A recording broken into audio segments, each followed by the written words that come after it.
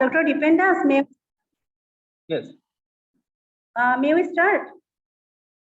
Yeah. Good morning. Good morning, all. Respected resource person, madam, and dear participant.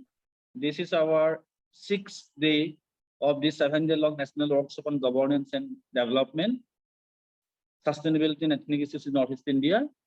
And in this first technical session, we have Dr. Suryasikha Pathak, madam, from Assam University Difu campus, which is also working as an associate professor in the Center for Tribal Studies. Before her presentation, I'd like to request one of the participants, Dr. Shivani Phukan, madam, who is also working as an assistant professor in Borhula College, to moderate the session as well as to introduce our speaker, ma'am. Thank you. Over to Dr. Shivani Phukan. Yes. Thank you, Dr. Dependas. Myself, Dr. Shivani Phukan. I am working in the Department of Political Science, Borhula College.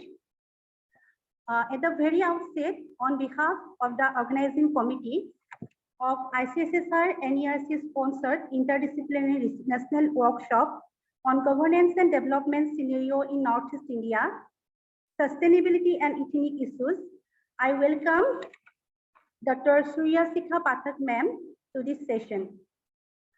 But before going to discuss on her definite topic, development and the gender debate, I want to make a brief introduction of Madam. Dr. Suryasikha Pathak ma'am is currently working in the Center for Tribal Studies, Assam University, Difu campus. She was also associated with the Department of History, Assam University, Silchar campus.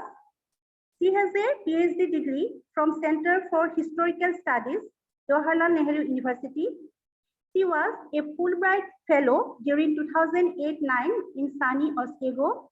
She was also awarded Schlesinger Research Grant to Radcliffe Institute in Harvard University in 2013. She has coordinated a large number of seminars, conferences, and workshops. She has a good number of research publications in reputed journals and books. And her area of interest, ethnography, histories of marginalized communities, gender, and religion. So we are very happy to get ma'am in this session, and I hope that our participants will be benefited by her lecture, and she will deliver on a very important topic, that is development and gender debate. So I welcome you, ma'am, on behalf of the organizing committee and our fellow participants. Now this platform is yours, so please kindly proceed. Thank you, Dr. Phukan. I don't know whether I'll be able to do justice to the topic that was given to me, because as you can see from the biodata, that I'm basically a historian by training. It is by complete default settings of academics that I am in giving lectures on topics like this. Basically, also I'm really sick, and I almost wanted to withdraw from this thing, but as you know, development for the cause of gender, that is also in my case myself, has pushed me to also talk about it. And it is not going to be much of a debate. I think it's more going to be like a stand-up comedy, because I think everything in terms of most things in terms of gender and development is like a joke in terms of whether it is UN resolutions or Indian state policies or societal and other.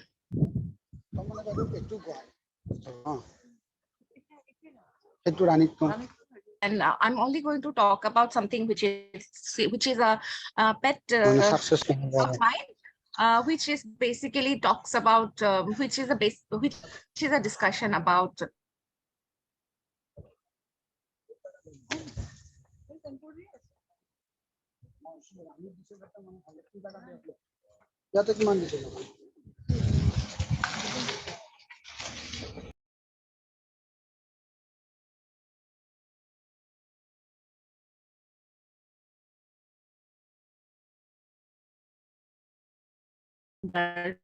Now highly debatable and also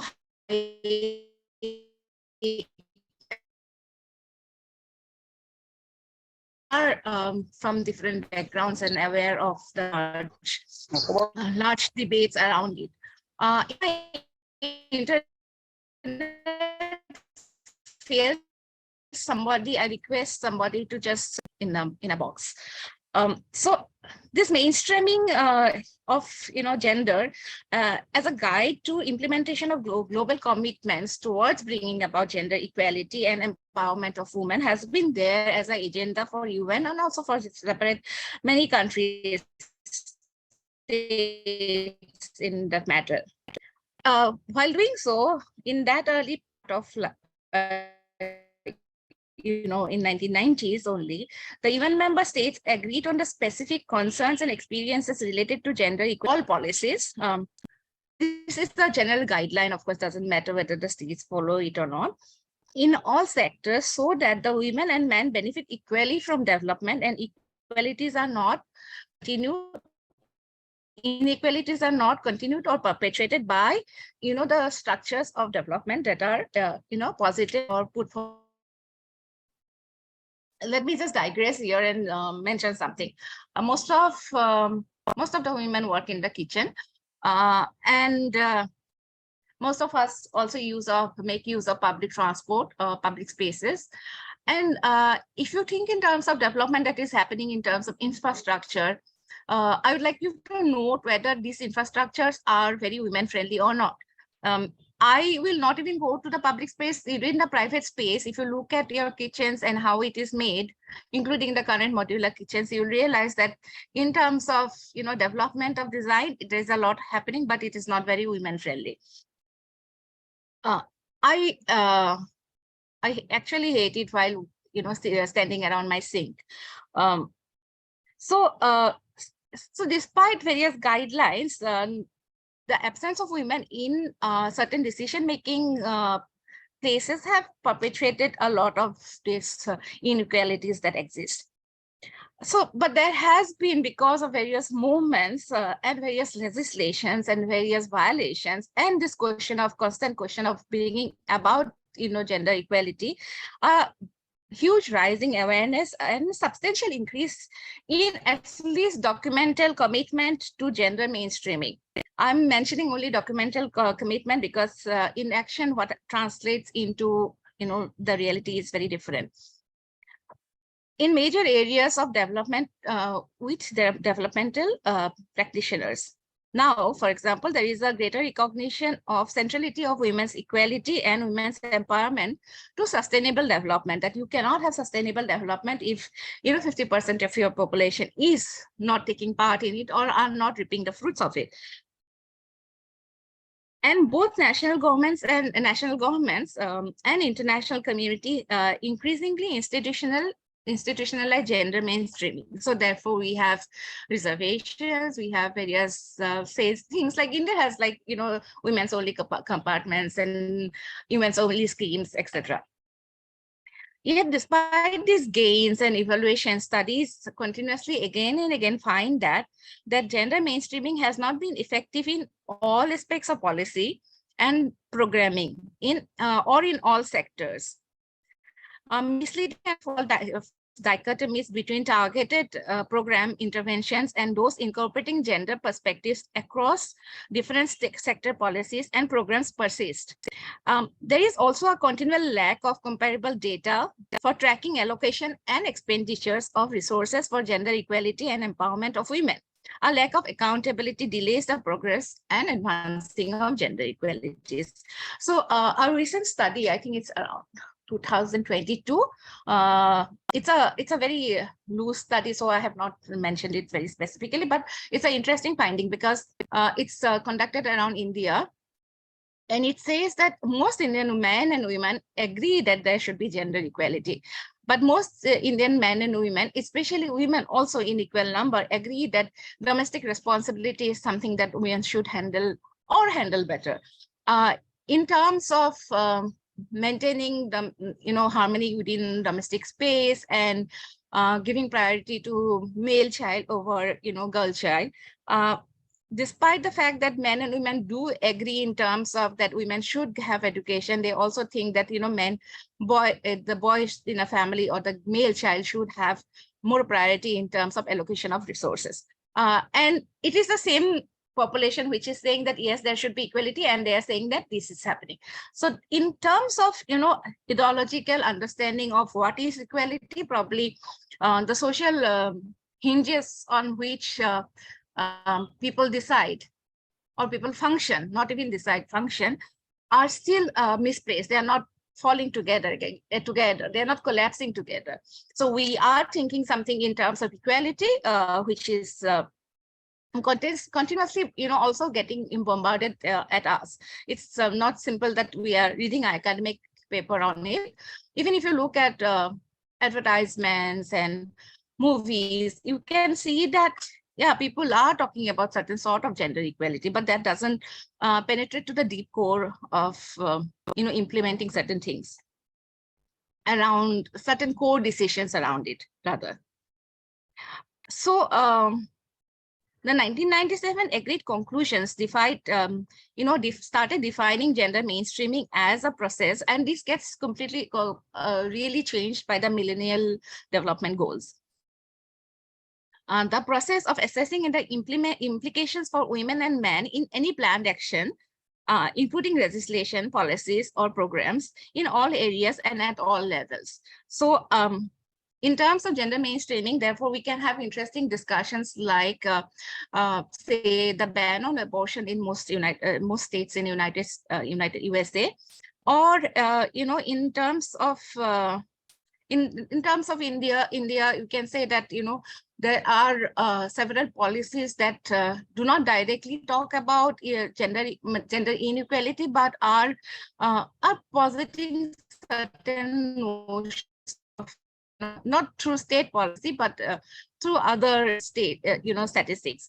In terms of also whether these plannings do include gender equality or not, we also need to look at, say, especially in context of Northeast India, conflict and how, conflict and development that is going on, and how gender gets posited in this whole equation. So it is defined as a strategy for making women as well as men's concerns and experiences an integral dimension of the design, implementation, monitoring, evaluation of policies and programs in all political, economic, and societal spheres, so that men and women benefit equally and inequality is not perpetrated. The ultimate goal is to get gender equality. So we are far from it. We all realize from our personal experiences that we are not, anywhere near, around it in terms of achieving gender equality. Yet therefore, the stock taking of after this has concluded that the strategy, design, and implementation of gender mainstreaming, particularly at country level, therefore is in an urgent need to clarify the goals and revitalization. What is in place in terms of empowering women might not be especially not suitable at this current juncture. So there is need to improve the relevance and performance of gender mainstreaming inputs in national development strategies and policies by drawing on the many recent innovations by the development community, member states, and the private sector and the civil society actors. So one of the debates that we can talk about in terms of inefficacy, not even ineffective use, but in terms of how reservation, for example, works. We all know there was a discussion, I think one decade back or something like that, about panchayat, reservation for women, and how women are basically just faces for male leaders, and we have seen this kind of decision making actors being put as puppets, and they're not even decision making actors. The decision making actors actually remain behind the faces of so-called gender equality. One interesting movie that I currently recently watched, actually not so recently, but it's, I think, The Sui Pass or something like that. I think it's the Sui Pass or the Sui or something like that. But this politician gets embroiled in, I think, in a scandal, and he gets jailed, and his wife becomes the puppet minister. And in his absence, she starts reasserting herself, and she starts asserting herself. And she would be very happy if he stays in the jail. But eventually he does come out. Let's say it's a comedy, but it does reflect a lot of Indian realities in terms of what representation of women means. So simply having, women actors or women women representatives doesn't mean that implementation of policies have gone in the right direction.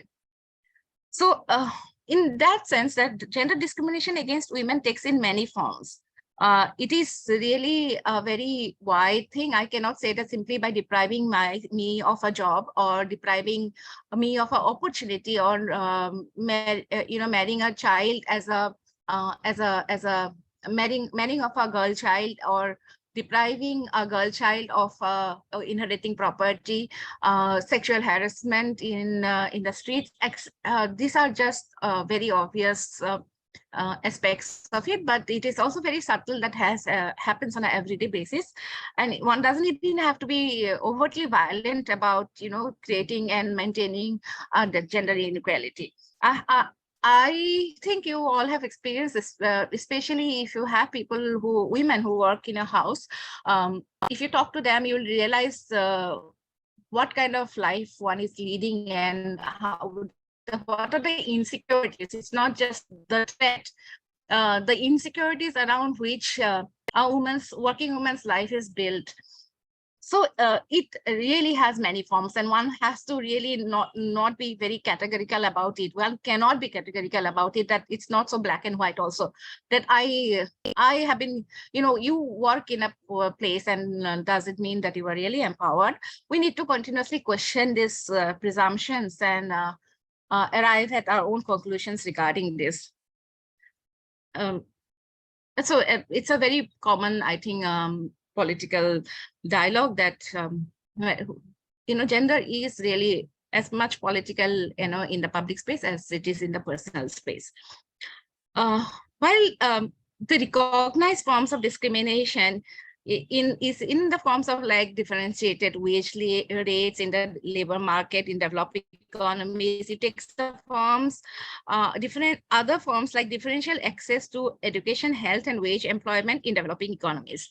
So the prevailing gender inequalities in well-being related dimensions such as education, health, employment, and income in developing economies have also many implications.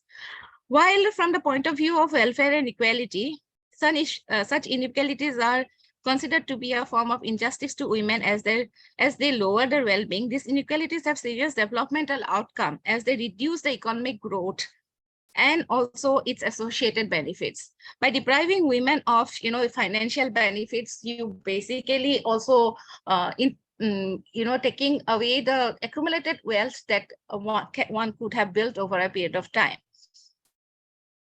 The Millennium Development Goals, consisting of 8 goals that was founded, written down in 2015, were intended to increase an individual's human capabilities, and advance the means of a productive life. So that is something even I cannot say that I have access to. So I think of myself as a very privileged individual and a woman, but even then, I don't think I have means to a productive life. So if you think in terms, bring this notion of productive life and think very deeply about it, you can think that, what the people who are not in the organized, labor sector and are unorganized, are not protected by any laws, for example, domestic laborers, what kind of productive life they have. I know of somebody who has 4 daughters, all of them in schools. She works from around 5:30 in the morning to 7:30 at night, so that her daughters can go to school. And this is an enormous amount of time devoted to labor and not to leisure, not to even thinking about personal well-being. So the goals that promote gender equality and empowerment, empower women. It is one of the goals, therefore, to have something like that. Similarly, one of the sustainable goals that was proposed to be achieved by 2030 was replacing the Millennium Development Goals is to achieve gender equality and empower all women and girls. As I said, that this is more like a stand-up comedy because I think that is a joke. It has been argued that gender equality is not a fundamental not only a fundamental human right, but also a necessary foundation for a peaceful, prosperous, and sustainable world. Various models of development that has been going on in, say, the global south have continuously pointed, though it's in very small scales, that sustainable development is possible without destroying the environment, and it is possible if we give a lot of gender equality in terms of the communities and the role women play in those communities. Providing women and girls with equal access to education, healthcare, decent work, and representation in political and economic decision making will fuel sustainable economies and benefit societies and humanities at large. So it is true if that can happen. But if you look at, I was a part of a study that was conducted in 2 districts of Assam and had a sample of almost 2,000. And it was an extensive questionnaire. And what we found in filling up the questionnaires and also conducting the focus group discussions was that in rural Assam, for example, the girls dropout from school is abysmally higher. I'm sure you are aware of it. It is also related to, and also we found out that on an average, girls, teenage girls, adolescent girls do almost 2 hours of housework compared to boys. Also, adolescent girls often are worried about venturing out in a percentage of around 30 to 50% more than the boys, especially after nightfall. So if in terms of equality, if this is something we cannot achieve, this is, I think, just a bare minimum: accessing your own public space without fear, and wanting to continue education, and having to share the same domestic labor load. And this is a survey, I think, was finished in 2020. So it is very recent in 2 districts, Dhubri and Buxa. So the United Nations have been continuously advocating for adopting and strengthening of sound policy and enforceable, not just vague legislation, but enforceable legislation for the promotion of gender equality and empowerment of all women and girls at all levels. Gender inequality, especially also, is a major challenge facing all policymakers who are trying to achieve faster, sustainable, and more inclusive growth. For growth to be inclusive, the people, irrespective of gender, must have the opportunity to participate productively in economic growth processes. However, despite significant economic processes over the past 25 years, gender inequalities in such critical spheres as education, health, employment, and income have been conspicuous. So it is continuously found out in studies that despite that the percentage might vary, as I said, that the Pew Research found out that yes, so women are now talking in terms of gender equality, but that is, I think, the tip of the iceberg. I am going to skip some parts.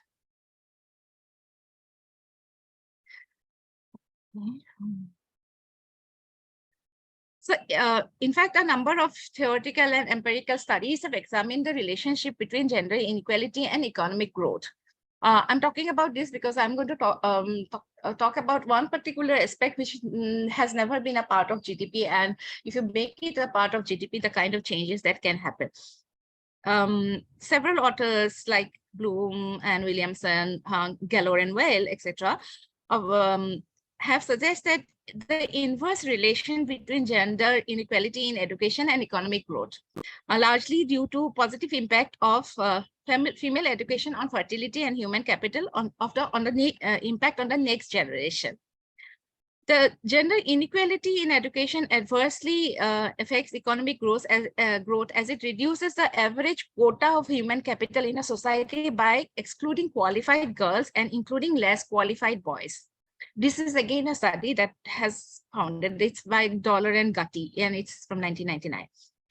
The given diminishing marginal return to education, this signifies that by reducing gender inequality in education, giving more access to girls would boost economic growth, as the marginal returns to the investment in girls' education is higher than that of boys' education.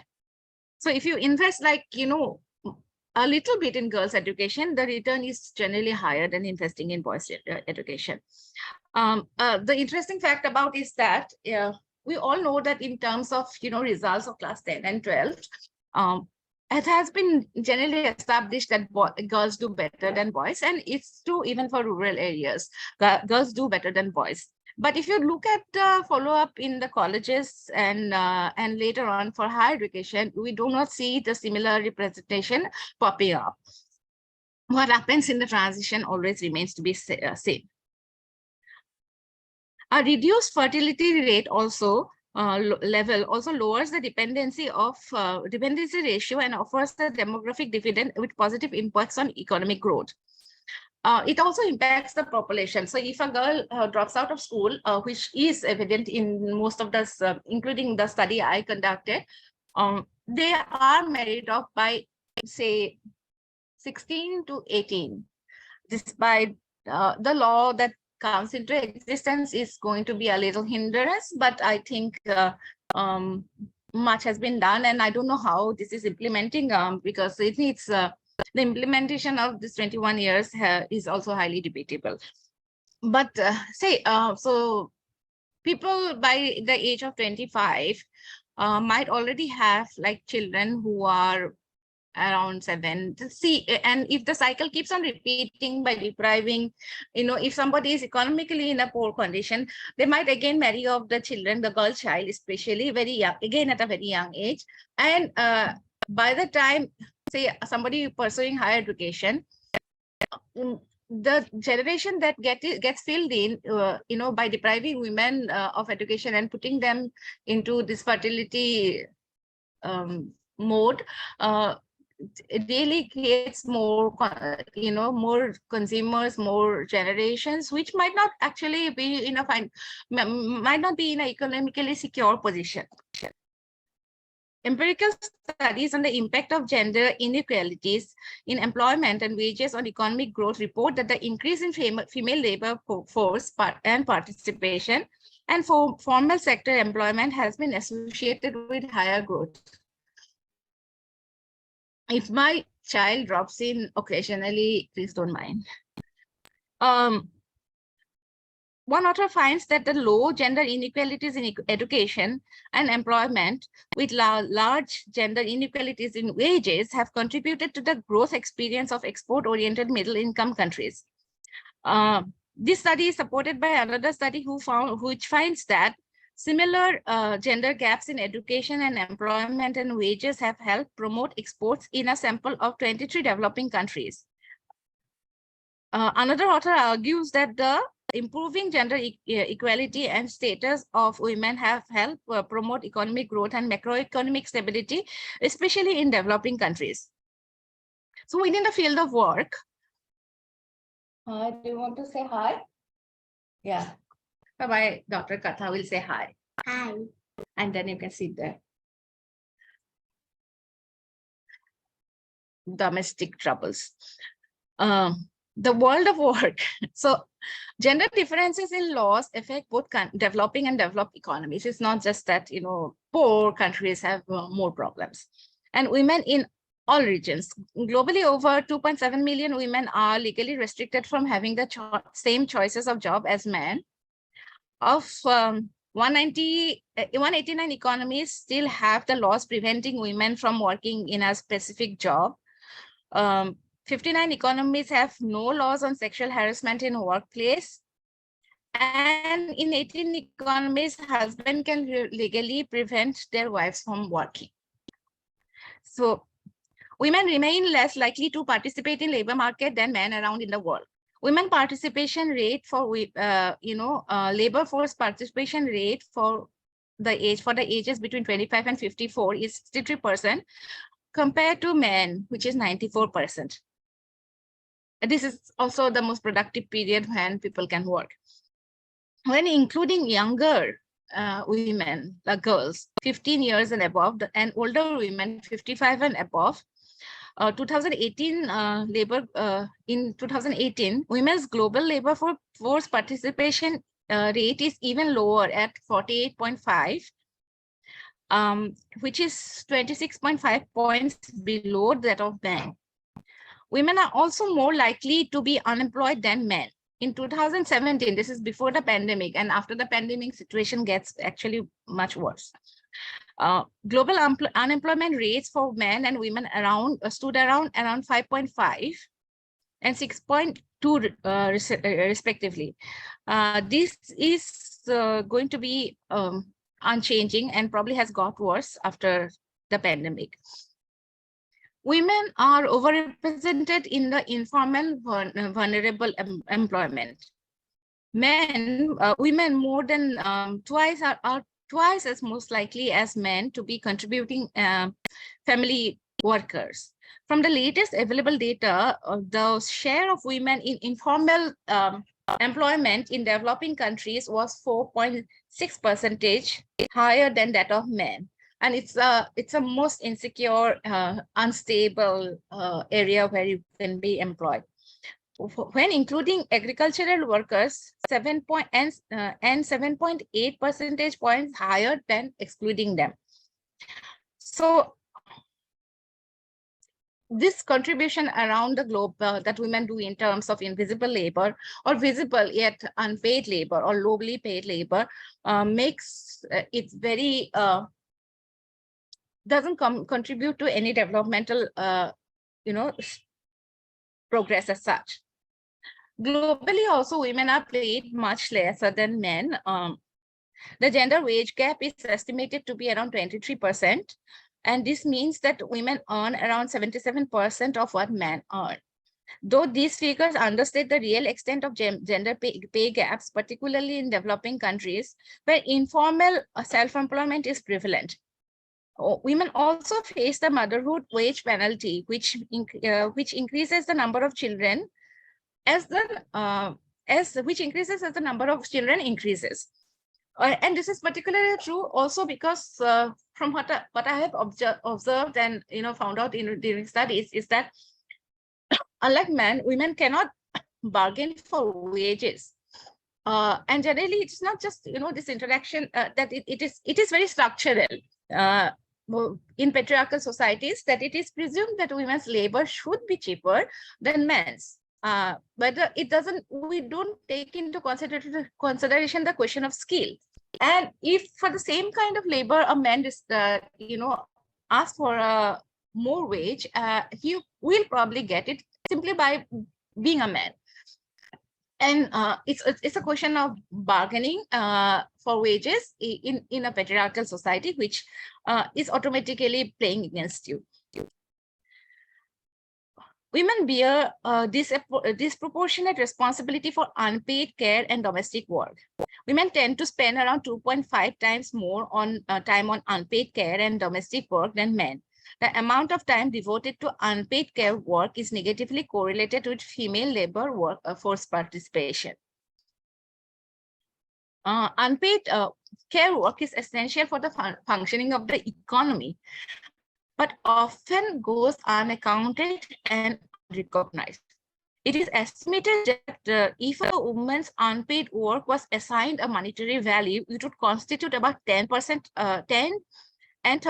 between 10 and 39% of the GDP, the gross domestic product.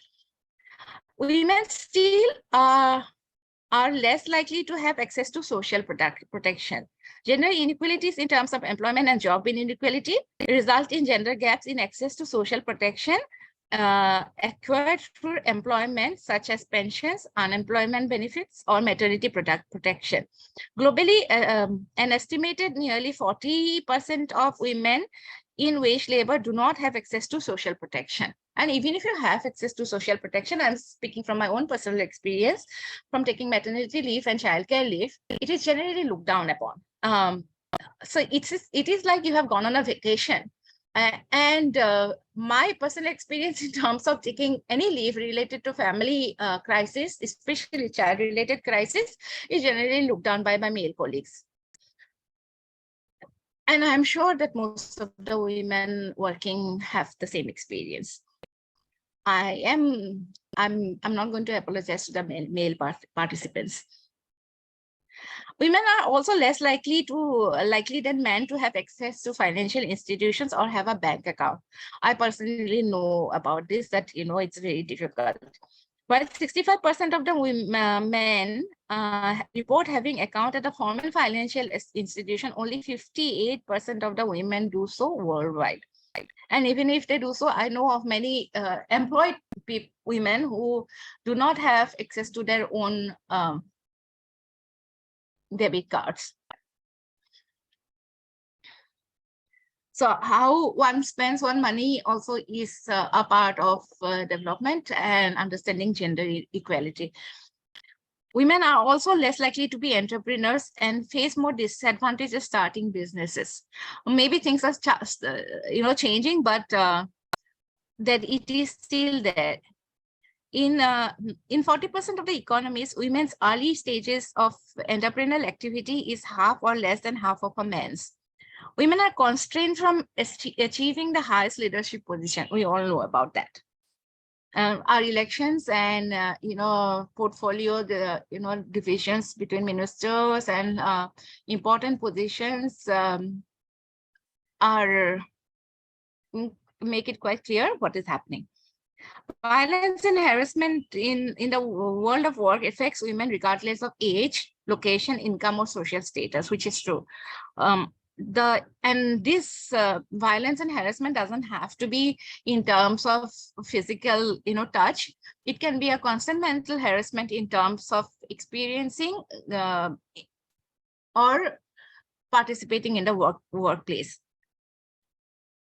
So the economic costs are a reflection of the human and social cost to the global economy of discriminatory social institutions and violence against women is estimated to be approximately around $12 million US.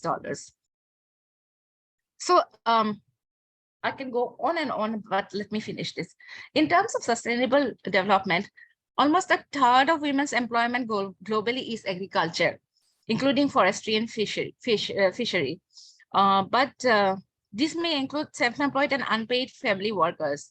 But differences across countries and regions are striking. The share of women workers in agriculture is only 9.5% in upper middle income countries and 2.6% in high income countries. While the agriculture remains the most important employment sector for women in low income and lower middle income countries, which is true. So if agriculture remains, the most important employment sector for women in lower income and low middle income countries like us, then we have the interesting question of who owns it, who owns the land which is getting tilled. We also know the property, despite various legislations, property, and also the Pew study that I mentioned, the preference, despite having to say that, okay, women should have equal access to wealth, especially in countries like ours, property is owned by men overwhelmingly. So women might work and they might get paid, and they might not get paid also if it is family labor, but their labor is no doubt very important, and the ownership of land remains with men.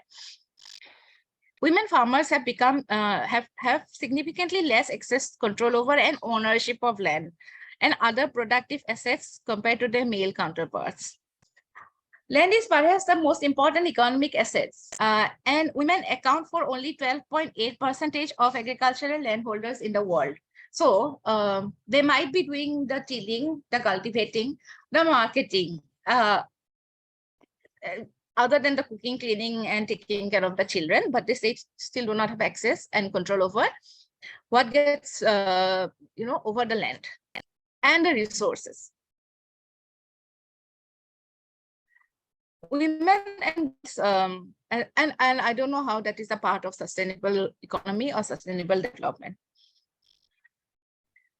In terms of water and sanitation, we all know that that there is a severe crisis around the world, and it doesn't matter. It is if people in urban areas do not have access to that. You can imagine how bad is the situation in rural areas in terms of drinking water, in terms of sanitation, in terms of female hygiene. Women and girls are likely to also carry the burden of energy poverty and experience adverse effects like lack of space, reliable, safe, reliable, affordable, and clean energy. For example, in terms of there is change in terms of, say, cooking, but many Indian families and other families, low-income families throughout the world do not have safe spaces or clean spaces to clean. So if you're continuously exposed to combustible fuels, and it causes a lot of health issues. Environmental degradation and climate change also have disproportionate impacts on women and children. Women often bear the brunt of coping with climate-related shocks and stresses or health effects of indoor-urban pollution, which add to the care burden. As the forest, land, water resources are increasingly compromised, privatized, or grabbed up for commercial investment, local communities, indigenous peoples, particularly women whose livelihoods depend on them, on those resources, are getting marginalized and displaced. Globally, women are 14 times more likely than men to die from a disaster. So all this set apart, the pandemic, I wanted to talk about the pandemic and caregiving and what happened during the pandemic. The pandemic revealed or shocked us with important truth that our economy cannot reach its full potential without reimagining caregiving. Because if all the work that women are doing is really not valued at its own, given its own value and not understood in terms of only, productive labor and capital, etc., how do we translate this labor that is not, commuted or calculated into the GDP? Which continues, so how do you reimagine caregiving? Which continues to have significant and unequal impacts on the outcome of women. So if, for example, these caregiving functions that women do, since, throughout the globe, social security and states' responsibility towards, providing caregiving is very low. It is not just in a, developing country, it's within the developed countries as well, that we do not see structural changes happening very rapidly, which replaces the continuous labor that women put into caregiving. The pandemic, therefore, has pushed a panic button in the situation, making us think over the so-called Millennium Development Goals. It was a crisis for everybody, and therefore families which had, multiple workers, both, of both genders, experienced new challenges during the pandemic as they manage both work and increasing caregiving responsibilities. Notably, mothers were responsible for the majority of the caregiving duty, while many working women, especially those in jobs with low wages and non-traditional hours, have and who have already long struggled to manage work and caregiving. The pandemic created additional burdens. With the schools and childcare programs closed, and women with young children had no choice but to take on the additional childcare responsibilities that are often already unequally shared by the partners. So from around March 2020, when the lockdown started, caregiving responsibilities of for children and loved ones alike force millions of women to reduce hours, forgo professional opportunities, and experience unsustainable levels of stress while working to support themselves and their families. Madam, sorry Can you for hear me? interruption. Yeah, madam, sorry for interruption. Yeah. Because you see, we have to start this group discussion. So please sum up within 5 minutes, if you don't mind. Yeah. Okay. Can you still hear me? Because my computer is saying that, I have unstable data connection. Is it okay? Okay. So I'm quickly going to sum up. So in that sense that what I know of people, it is going to be, it's going to sound very sarcastic, but I know of men, and I think there are several studies. If you can Google Guardian studies during the pandemic, and also New York Magazine, you will find that many men were very productive during the pandemic. I don't mean to say that men did not suffer, but I mean that men were productive in terms of, being able to do work than women. Except for that, I think that British development in Korea, whose child was up in the screen. But I'm joking about that. So it really intensified women's, in the pressure on women's time. Prior to COVID-19, data on how much time men and women spent on unpaid labor was not very detailed, and it was, it was not done so seriously. But we know that on average, in a pre-COVID day, women already spend around 3 times as many hours on unpaid domestic labor and care as much as men. But the pandemic complicated everything, increasing the demands on, demands for care and domestic work, and the impending traditional in-person data gathering on, depending on that. To ensure, so what is found out that, men and women both increase their, labor time hours that was given to familial labor. But in the column, since I don't have a presentation, I cannot. So the study shows that what is the time that they earlier used to give and never did it. There's a section called never did it. So most of the men who did some housework during the pandemic, during the lockdown, mentioned very specifically that they had never done that before. So it is during the pandemic that they are inside the house, they are compelled to do this labor. Available data from around 38 countries overwhelmingly confirmed that both men and women increased their unpaid labor work. But women still did the lion's share. Women also took on the greater intensive, caregiving tasks than men. Moreover, parents were getting more help from daughters than sons. And also, worryingly, more women were quitting the labor force, were forced to quit the labor force than men. The economic fallout, including the loss of jobs and livelihood, was expected to push millions of additional people into extreme poverty, and the women and the girls were going to be the hardest hit. From data from around 50 countries say that amidst the COVID-19 crisis, household chores and other domestic work had got a new value and purpose, being increasingly recognized as a form of essential work. Chores like cooking, shopping for groceries, cleaning, particularly to prevent infection, were all taking longer than ever. Although both women and men were bearing the increased burden, 60% of the women and 54% of the men reported they increased the time of they spent on unpaid domestic work since the pandemic began. The intensity of unpaid domestic work, defined as performing at least 3 domestic related activities, also increased.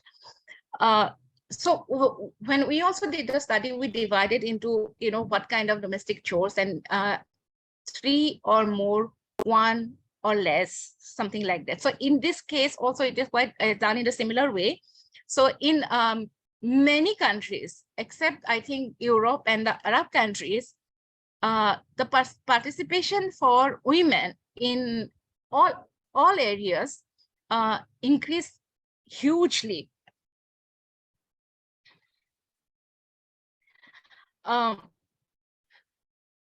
So it also pointed out, exposed the fact that world's economies and our daily lives are made possible by unpaid care work of women and girls, which is often invisible and underappreciated. With the children out of school, intensified care needs for elderly and ill family members overwhelmed the health services. The demands for care work has skyrocketed.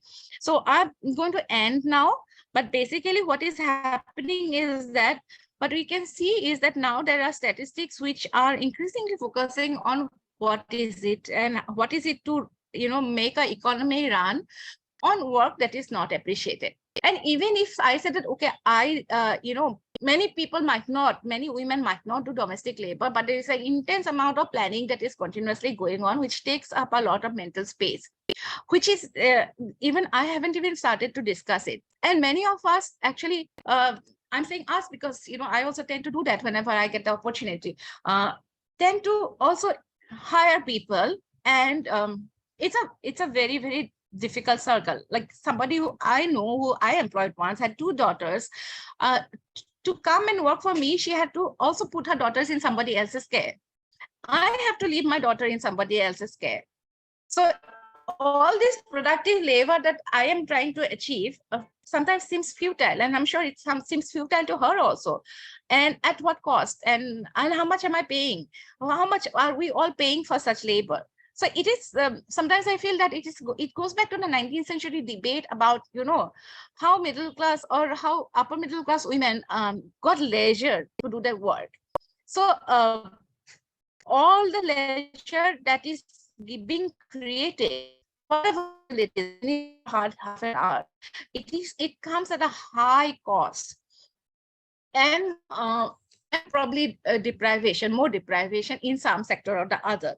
So it is therefore till all these issues are addressed and some sort of intervention is done in not just policy levels and talking about it and having some schemes, but also in a very personal level, it becomes exercise in only having developmental goals and not really coming in terms of anything anywhere near it. Probably in terms of, let me go just quickly end by saying that the study that we conducted, also despite all this, the statistics really showed a fair amount of awareness amongst the girls as much as the boys in terms of gender rights, in terms of right to education. But in personal interaction, you will still feel the spaces, that the narrow spaces of society always creeps in. So there is a huge gap that we need to address in terms of how public spaces people address this question of gender and development, and how in the public in the private space or the social religious space or the cultural space it doesn't get reflected. There is disconnect, and this disconnect needs to be issued by this addressed by the states, by the individual, by civil society as such. Thank you. I think we'll go for the discussion. Oh, we don't have much time. I'm really sorry. I have taken up a lot of time. Thank you everybody for bearing with me. And can we go to the group discussion? Are you there? Is everybody there? Yes, all are here. I'd like to request our moderator, Dr. Shivani Pukun, to offer vote of thanks to our speaker, Madam, for this session. Yes, Dr. Dipenda. Thank you very much, Madam Dr. Suryasikha Pathak, ma'am. You have very elaborately discussed the concept of gender and development debates. You have, from the very beginning of gender socialization, gender mainstreaming, you have elaborated how women's workforce is playing a very important role for our sustainable development. But the important is that the fruits of development is not distributed equally among both male and female. And although in informal employment, women are very much access to informal workforce or informal employment, but they are always underrepresented in our political decision-making bodies, and they are always paid less than the male. So these are very important ideas you have given us. And you have also mentioned that women have very low access to agricultural land. they have very lack in private property resources. So these things are very important, and I think that our fellow participants are benefited from your lecture, from your presentation. And so thank you very much on behalf of the organizing committee, from myself and from my fellow participants. I thank you very much. Thank you, Dr. Shivani Fukan, for offering vote of thanks for this session. Dear participants, if you have any doubt, any query regarding our resource person madam's presentation, you may note it down, and after completion of this group discussion, you can have an interaction with the madam. So thank you, madam. Now we have to move for this group discussion. And you see in this group, we have this group A. In this session, the participants of this group A have to present their presentation on the topic governance under the constitutional framework of India. So each participant will be given 3 minutes for presentation. Now I would like to request our chairperson, madam, to initiate the session. Thank you. Welcome, people of Group A. So let's start as soon as possible. You should, as I think Dr. Das has mentioned, keep your videos on. You have 3 minutes. And I think the first presenter is, though it starts with number 2, okay, I don't know where number 1 has gone, Kunjalata Brahma Bhattari.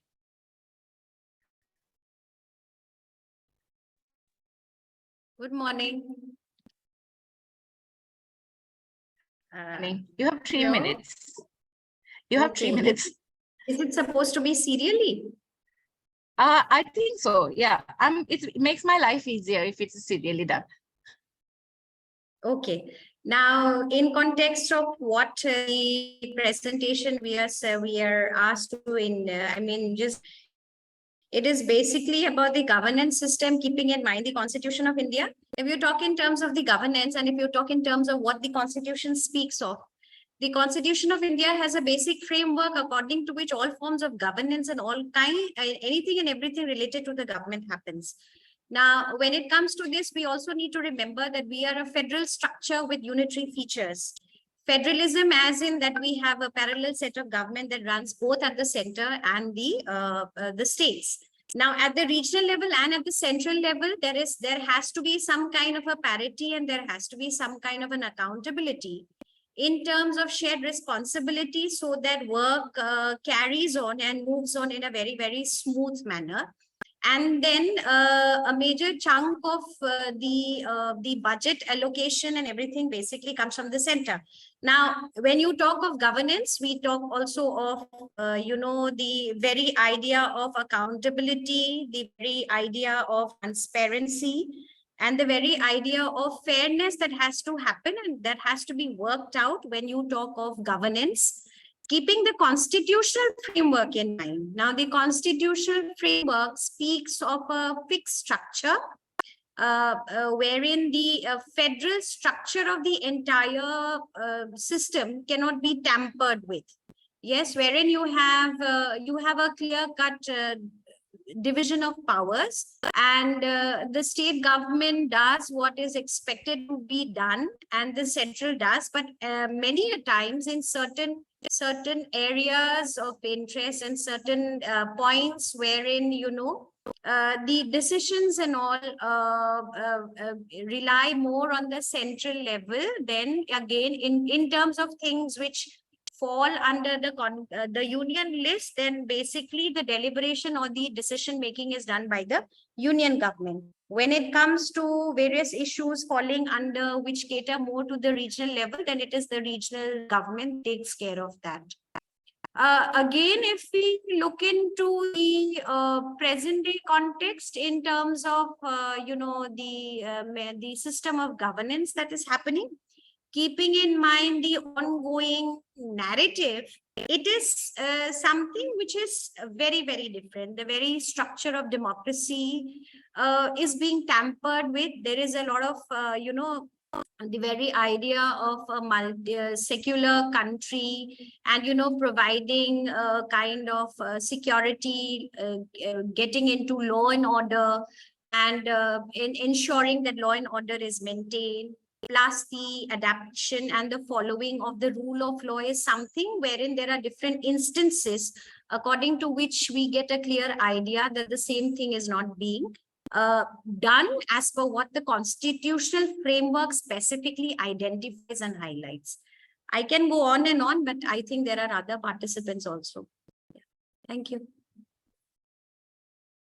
Thank you, Dr. Kunjalata Brahmabhatari. I'll go to the next speaker, who is Mitali Borman. Kunjalata Brahmabhatari is from Lalit Bharali College, and the next speaker, Mitali Borman, is from Bonkhor College. Okay, so you have 3 minutes, and you can start. Okay. Good morning. Now I'm going to directly go to our discussion. That is the in the discussion, we should first know about what is the constitution. That the constitution of a country is the outline on the basic rules and principles for how the country or state is governed and how its legislative, executive, and judicial bodies relate to each other and to its people. And regarding the governance, the UNESCO defined that governance can be defined as a structure and process that are designed to ensure accountability, transparency, responsiveness, rule of law, stability, equity and inclusiveness, empowerment, and broad-based participation. The Republic of India is governed by the Constitution of India, which was adopted by the Constituent Assembly on November 26, 1949, and came into force on January 1950. The Constitution of India seeks to protect the fundamental political and civil rights of the people. It also represents the basic governance structure of the country. India is a sovereign, socialist, secular, democratic republic with a parliamentary form of government which is federal in structure with unitary features. There is a council of ministers with the prime minister as its head to advise the president, who is the constitutional head of the country. Similarly, in states, there is a council of ministers with the chief ministers as its head who advise the governor. The executive, the legislatures, and the judiciary are the three main arms of Indian Constitution. The Constitution of India provides for a system of governance based on these three arms with a federal framework with greater powers in the hands of the central, which govern the Union of India as a whole. Legislature. The legislative power are divided between the Union and the state in accordance with three lists, that is Union, State, and Concurrent list. As per Article 79 of the Constitution of India, the Council of Parliament of the Union consists of the President and two houses, which are known as the Council of State, that is Rajya Sabha, and the House of the People, Lok Sabha. Then executive. The President serves as the executive head of the state and the Supreme Commander-in-Chief of the Armed Force. Article 74(1) of the Constitution of India provides that there shall be a council of ministers with the Prime Minister as its head to aid and advise the President. The President appoints the Prime Minister, Cabinet Minister, Governor of States and Union Territories, judges of Supreme Courts and High Courts, ambassadors, and other diplomatic representativeness. The federal units, that is the state, have their own setup in terms of legislature and state administrative wings similar to that of the center. Then judiciary. The judiciary of India is an independent body and is separate from the executive and legislative organ of the Indian government. The judicial system of India is divided into four basic levels. At the apex level, it is the Supreme Court situated in Delhi, New Delhi, which under the scheme of the Constitution of India is the guardian and interpreter of the Constitution of India, which is followed by High Court at the state level, district courts at the district level, and local adalats at the village and panchayat level. And thank you, ma'am.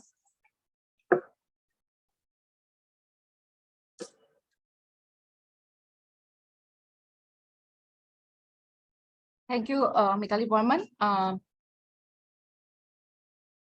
Our next presenter is Raja Dole, who is from R.G. Borua College. I hope he's around. If he's not there, we go to the next presenter, who is Mitu Boshra, who is again from Bonkhor College.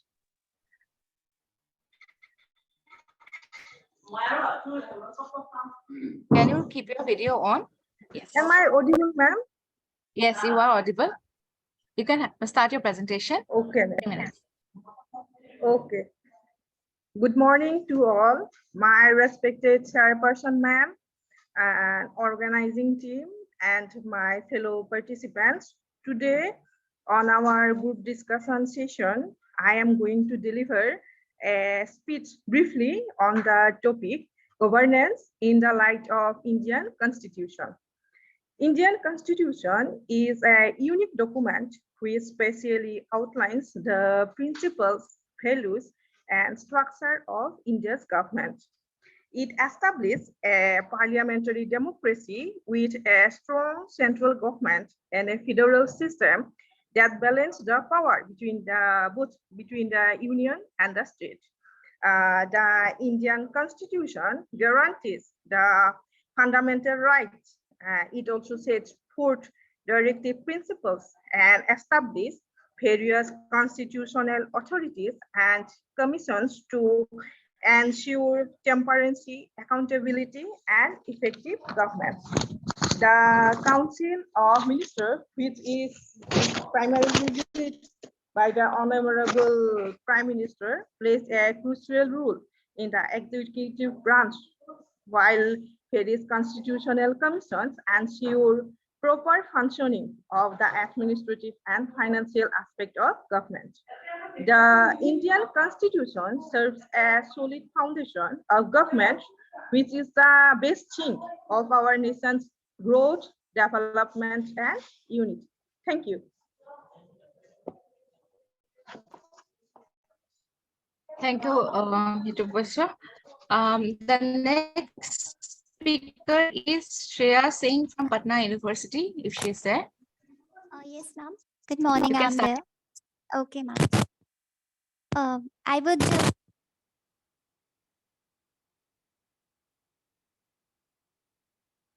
You are not audible. am I audible now? Yes. Okay, ma'am. Good morning. Good morning, everyone. So I will be speaking since our topic is governance under the constitutional framework of India, and I have taken into account the cooperative aspect of cooperative federalism, which is quite popular in constitution. So it is well known that while drafting the Constitution of India, leaders they had in mind the concept of collaborative governance. However, at such time when India was politically and economically unstable, they decided to grant special powers to the central government. Thus, the entire power of decision making fell into the hands of Parliament. But it can be said in general parlance that Constitution of India vouched for federal system of governance that are strongly inclined towards the center. In order to understand the better meaning of cooperative federalism, one can refer to the definition given by distinguished jurist MP Jain, who analyzed that such governments are not independent but interdependent. Also, there was a famous case of state of Rajasthan versus Union of India, in which the court identified cooperative federalism as a system of constitutional governance in India. So, ma'am, since I'm a student of history, hence I hardly prevent myself from scrutinizing any event through the lens of history. So, taking into account the ancient times, we have found that kingdoms used to rule using a federal policy of non-interference in local affairs. Even historians have considered Akbar's Rajput policy somehow being designed on the principle of cooperative federalism. Samudragupta was the second emperor of Gupta Empire and was regarded as Napoleon of India. Used the policy of cooperative governance towards annexed territories. Even we have seen that during the reign of Marathas also, there was a concept of provincial government. Even Chola Empire also propitiated local self-government. So coming towards the British rule in India, one can find that the Regulating Act of 1773 was the first step towards creating a conducive environment for cooperative governance. The Act set up a system in which the British government supervised the work of East India Company, but didn't take power in its own hands. So The Government of India Act that was passed in 1919 also vouched for dual form of government called diarchy. Coming to post-independent India, we find that it was highly fragmented, unstable and disturbed. Thus, in the year 1950, when Constitution of India was adopted, members of the Constituent Assembly wished to build a united polity, and Sardar Patel strongly advocated for a federal system of governance. So, thus, Indian Constitution incorporated in itself the necessary instruments to ascertain effective cooperation between the center and the state. Now, just take a quick look over the provisions of federal governance which are given in our constitution. So taking into account the first one, that is 7th schedule, article 249, it demarcates central, state and concurrent list on the basis of subsidiarity. Now subsidiarity literally means that power to take initiative must penetrate even the lowest feasible levels. Yani it should be at local level, regional level also.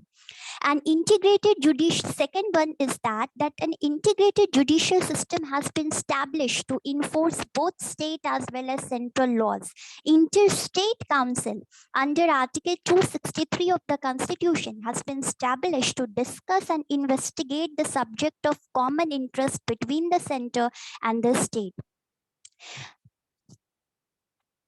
Again, Article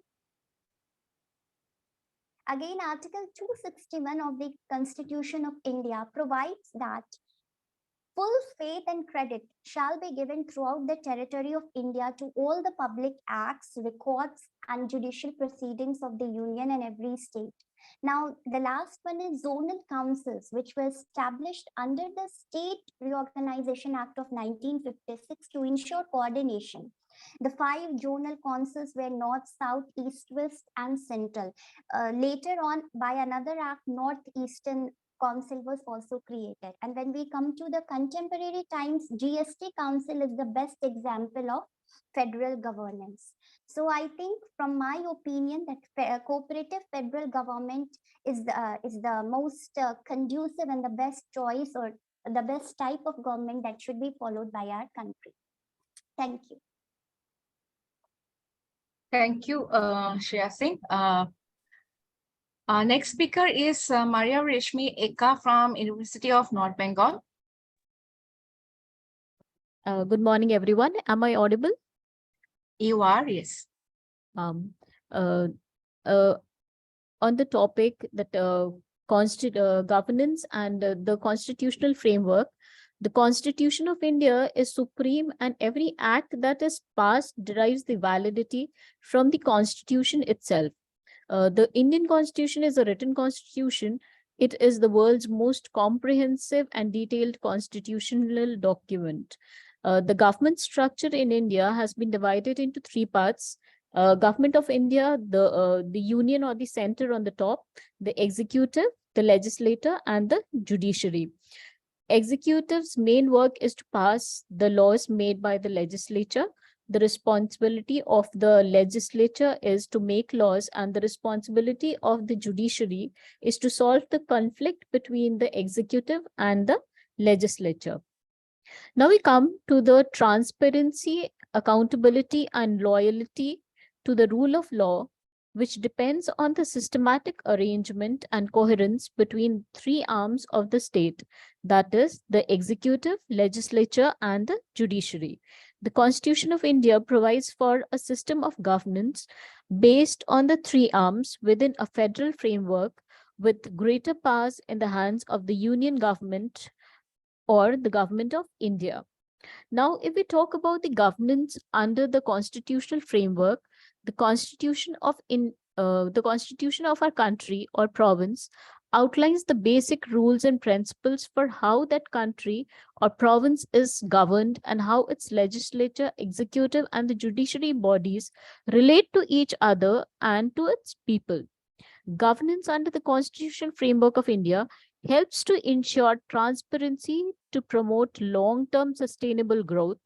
Governments can always help to improve the performance and unlock new opportunities. Governments is a system that provides a framework for managing organizations. It identifies who can make decisions, who has the authority to act on behalf of the organization, and who is accountable for how an organization and its people behave and perform. And the Constitution of India gives this framework to the government or the organization. We see that the Constitution in separation of powers among the organs of the state, while at the same time providing for a harmonious relationship amongst them. All the organs of the state have been made accountable to the overriding authority of the Constitution. We see that the Constitution plays a very vital role in the governance. It acts as an essential supporting structure, a framework of rules and practice by which accountability, fairness, and transparency is maintained. There has always been, we see that in reality, what we see that there has always been a clash between the center and the state, though it is said that we follow the constitutional framework, and I'm not sure, but there is no framework for this clash. And what I feel that this dispute should be eradicated from a proper functioning of both the governments, the center and the state.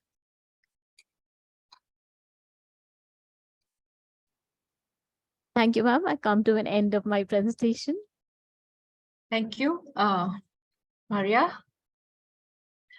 The next speaker is Horen Bora from Komorpantha College. Is he there? So if he's not there, I'm going on to the next other speaker, Dr. Farzia Yasmin Soliha from Chandra Kamal Besbarua College, York. She's there, Yes. and she will to you. A very good morning to the chair and the participants present here. I'm very thankful that I have been a part of this very comprehensive workshop. And the topic that I am going to deliver today is based on the governance and the constitutional framework and development. So before I start with, as the previous participants have almost defined what is governance, but just to give another small definition on it, it's basically the process of decision making and the process by which decisions are implemented. So at the administrative, it involves the national, regional, local, corporate, family, etc. And therefore, the government itself plays a key role in regard to delivering governance.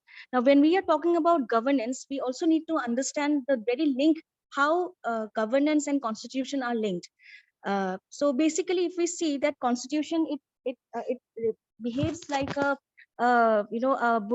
guardian bulwark where it tries to limit and balance governmental powers vis-a-vis other players and institutions, thereby safeguarding the very interest of various minorities or even reviewing the executive and legislative actions. And more than that, what the constitutional reforms that we see in our own constitution, it is also acts like a vital tool towards promoting good governance by amending time to time, bringing in changes in regard to rules or promoting more accountability or transparency, participation and predictability. So coming down to the constitutional framework in regard to governance, we have seen that constitution itself has delivered us various articles via rights and liberties through various articles and duties, starting with enforcing the very fundamental duties, which we all know that these are duties that as citizens that we should perform, but there are also acts like a constant reminder to us that what we need to do as citizens. It also serves as a warning to the people against the antisocial activities, or helping in the promotion of the sense of discipline and commitment towards our own nation. Not only that, there are also then fundamental rights which are being from Article 14 to 32, which we are given by the Constitution and also protected. And within that itself, we are saying there is freedom of religion, where in Article 25(1) of the Constitution guarantees the freedom of consciousness and the right to freely profess, practice and propagate religion. But again, if we see now the Constitution in regard to contemporary times, now people are also talking about public order in regard to wearing hijabs, But again, there are questions in regard to how far the hijab is going to actually hamper public order. So this is again a governance thing which one should look into, how this is clashing with the constitutional framework. Then again, right to protest is again given, although it is not incorporated as a constitutional right, but again, under the Article 19 of the Constitution, we are also in a way where Supreme Court has time and again delivered in regard to the Shaheen Bagh protest in 2019, how the right to protest is not an explicit right, but under the fundamental rights, it can be derived from the right to freedom of speech and expression. So and not only that, there are also other constitutional rights which are given to minorities and tribes. If we mention about the sixth schedule of the Constitution, there are so many schedules, but amongst them the sixth schedule is there in regard to safeguarding the tribal rights and liberties. It has provided Dalit Council, autonomous Dalit Council, which have been established to construct and maintain the socio-economic development. But again, here incorporating these rights within the Constitution, or the schedules that are being incorporated, and how far these rights are being actually protected, there is always a question in regard to tribal areas. In our previous workshop, the present in our sessions, we have already learned from various resource persons how in Tripura the gender rights are still questionable. In Manipur, there are still differences in regard to people are still fighting for their ethnic rights, ethnic identities. Why is it so, despite of giving so much of autonomy? So not only that, now even in regard to our Constitution, Panchayati Raj is considered as the fourth pillar of the Constitution. And even in regard to governance, there are so much of so many schemes and provisions are nowadays provided in regard to inclusive growth. We are talking about inclusive growth. We are talking about decentralization.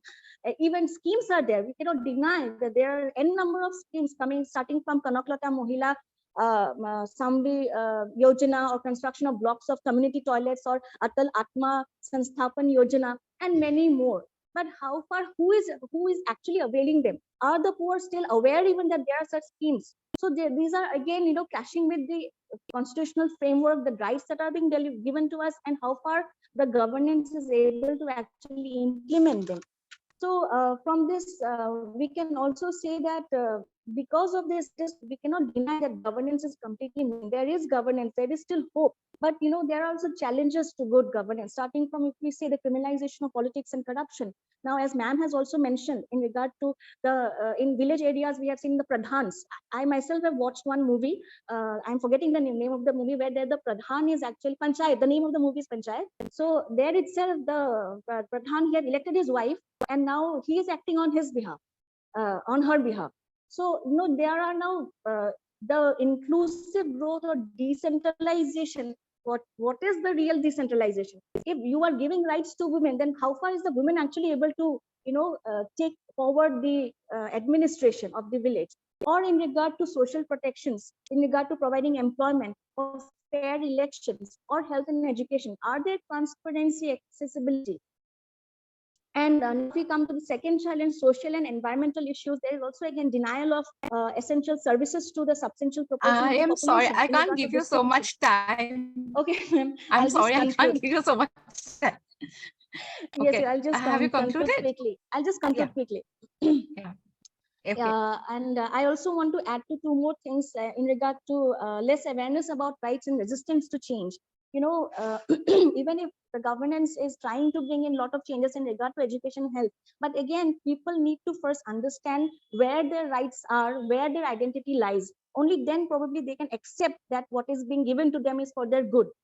In regard to literacy rate, also in Northeast, if we see Arunachal and Assam, they have compared to Mizoram and Tripura, their literacy rate is very less. Why is it so? It is because of the remote areas, accessibility, floods. Every year we are seeing floods, or the dropout rates.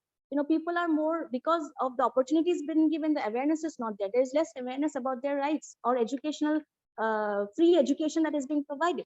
So with this, I would like to conclude by saying that it is not that there is governance is missing, but it is only through, in regard to education, if we provide proper scholarships or engage the community with the government, then only probably I feel that there could be, telling between governance and constitutional rights that are being provided to us. Thank you so much, ma'am. Thank you. Probably, you have so much of interesting stuff to say. You probably should have a bigger group discussion, or probably some sort of a debate that you can have. But that is now, we don't have the time for that. Thank you, Dr. Farzia. Thank you so much, ma'am. We move on to the next speaker, who is Bhavna Singh from Patna University. Good morning, ma'am. Good morning, everyone. So I'll be speaking on the same topic. And to begin with, the Constitution of India is the compendium of aspiration of all the people for which stems the pedestal on which India stands and is striving to move towards excellence.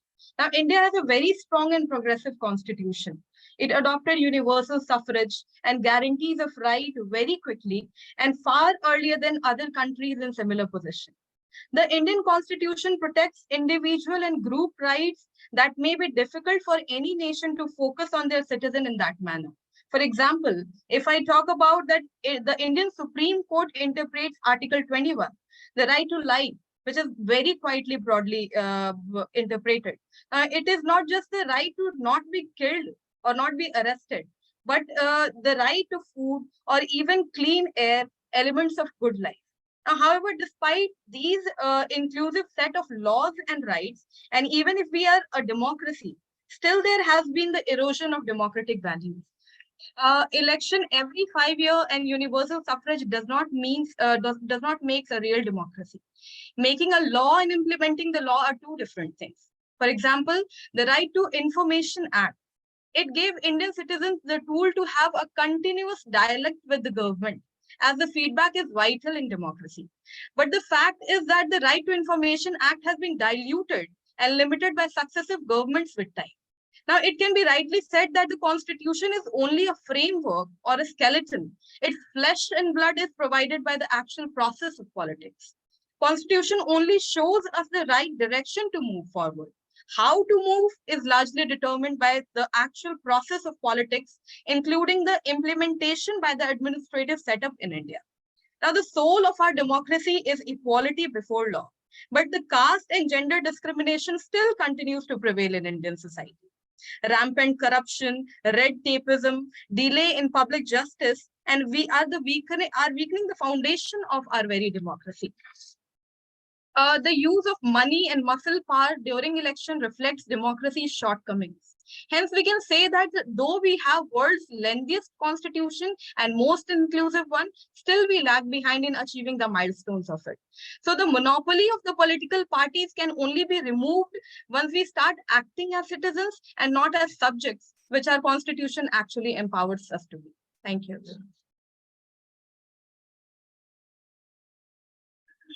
Thank you so much again, Bhavna. I move on to the next speaker, who is Dr. Purnima Saha from Arya Vidyapeeth College. Is she there? Yes, ma'am. Am I audible? Yes, you are. I can't see you though. You're not visible. Okay. Just a minute, ma'am.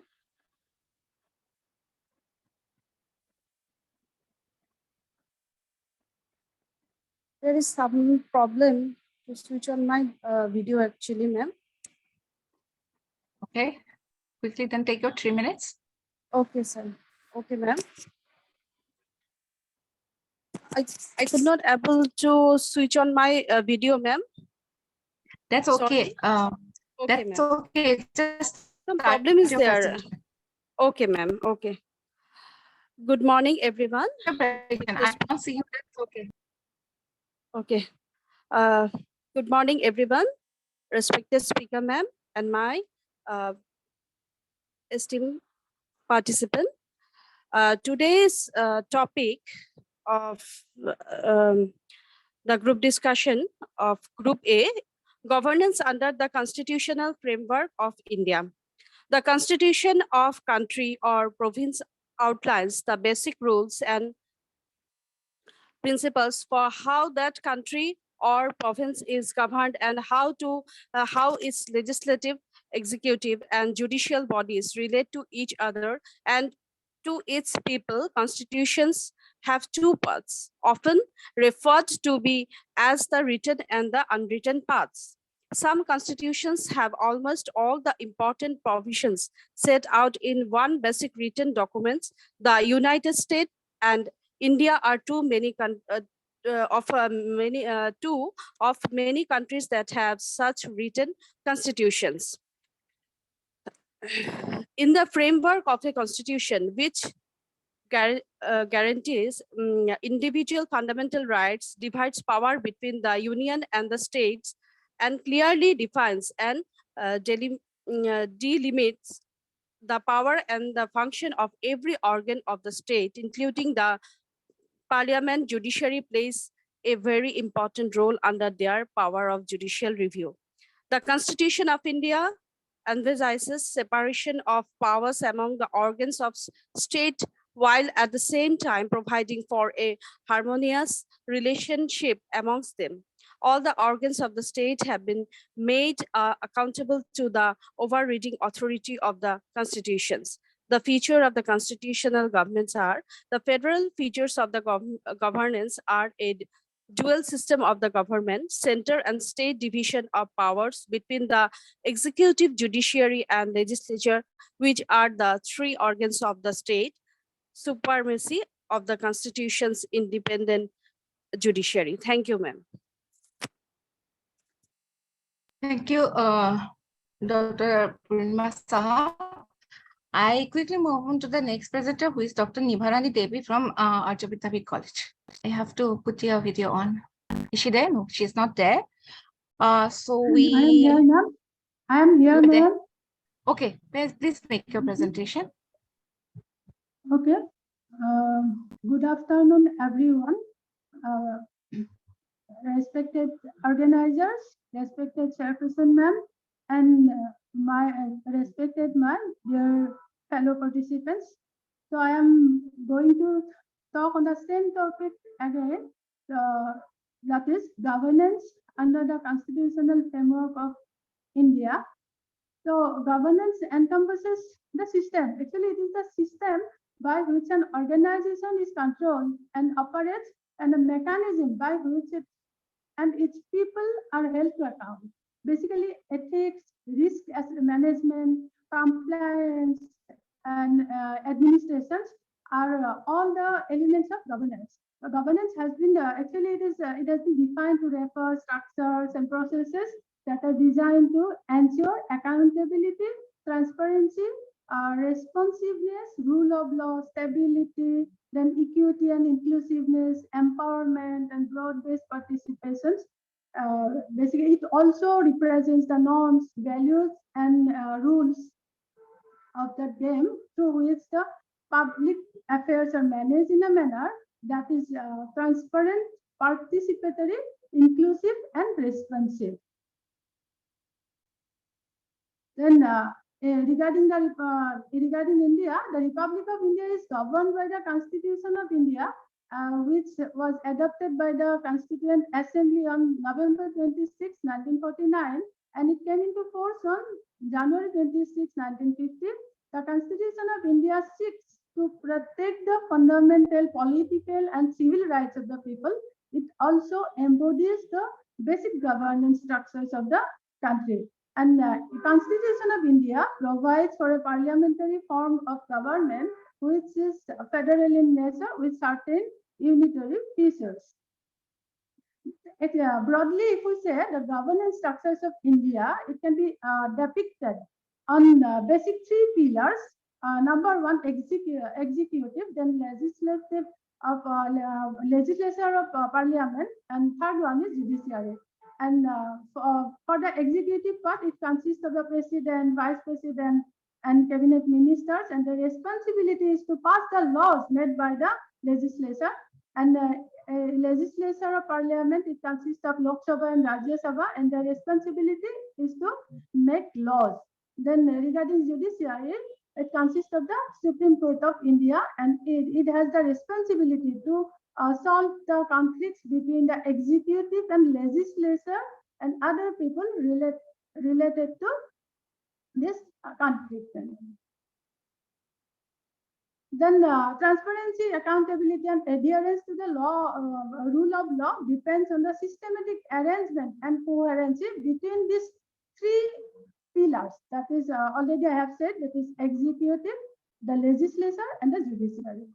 So the cardinal functions of the legislature is to oversee the administration, passing of budget, ventilation of public grievances, and discussing various subjects like development plans, international relations, and national policies, etc. So all legislations require the consent of both the houses of parliament. Then the executive serves as the executive head of the state and the supreme commander-in-chief of the armed force. The president appoints the prime minister, cabinet minister, then governors of states and union territories, judges of the Supreme Court and High Courts, ambassadors, and other diplomatic representatives. But the president must consult the Council of Ministers and the Prime Minister before taking any executive decisions. Then regarding the federal units, that is the states have their own setup in terms of legislatures. Normally, this is called known as state legislature and state administrative wing, similar to that of the center. Here, the governor is the head of the executive, so the real power rests with the chief minister, though the real power rests with the chief ministers and the council of ministers. Regarding the judiciary of India, it is an independent body and is separate from the executive and the legislative organs of the Indian government. The judiciary in India provides the people of the nation the necessary auxiliary precautions required to ensure that the government functions in favor of the people, and it is for the betterment of the society. I have to ask you to end. Can you wind up? Okay. Then Supreme Court decisions are being on all courts or tribunals in the country and act as precedents for lower courts. And basically, besides this, there are different tribunals. For example, income tax appellate tribunals, central administrative tribunals, intellectual property appellate tribunals, that way. And besides all this, in India, there are some alternate dispute resolution, that is ADR in India. So alternate dispute resolution, that is ADR, it is an interesting feature of the Indian legal system. And this ADR mechanism has proven to be one of the most effective mechanism to resolve commercial disputes of an international nature.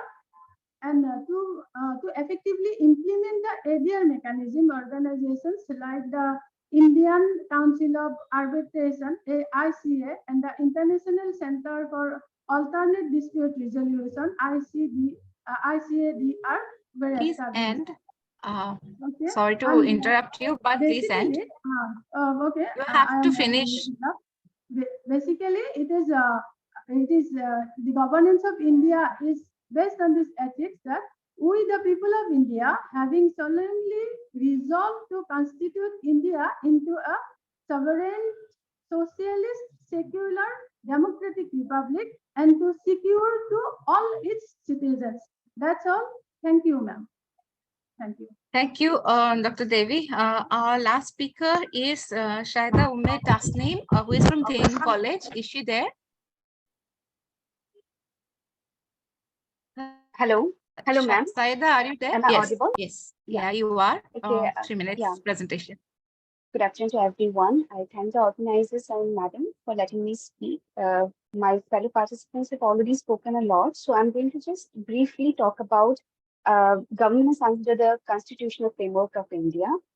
So the governance framework acts as an essential supporting structure a framework of rules and practices by which the Constitution ensures accountability, fairness, and transparency in how the government runs and communicates with its citizens. The Republic of India is governed by the Constitution of India, and this was adopted by the Constituent Assembly on November 26, 1949, and it came into force on 26 January 1950. The Constitution of India seeks to protect the fundamental, political, and civil rights of the people. It also embodies the basic government structure of the country. The Constitution of India provides for a parliamentary form of government, which is federal in structure with certain unitary features.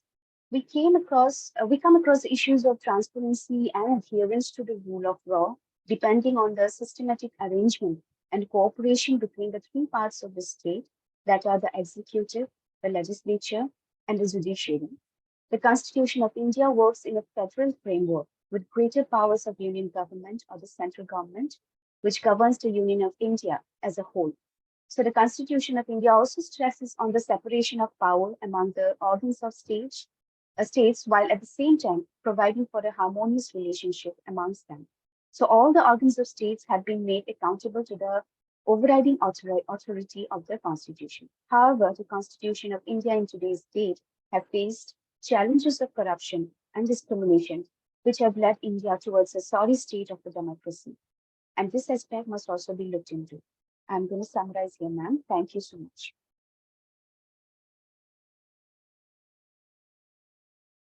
Thank you, everybody. So we have had around 11 presenters. I think some of them were missing. Most of you have talked about about the basic arms of the Constitution, the basic facets of the Constitution in terms of governance, its federal structure, and its three arms, and how it has tried to maintain transparency in terms of governance.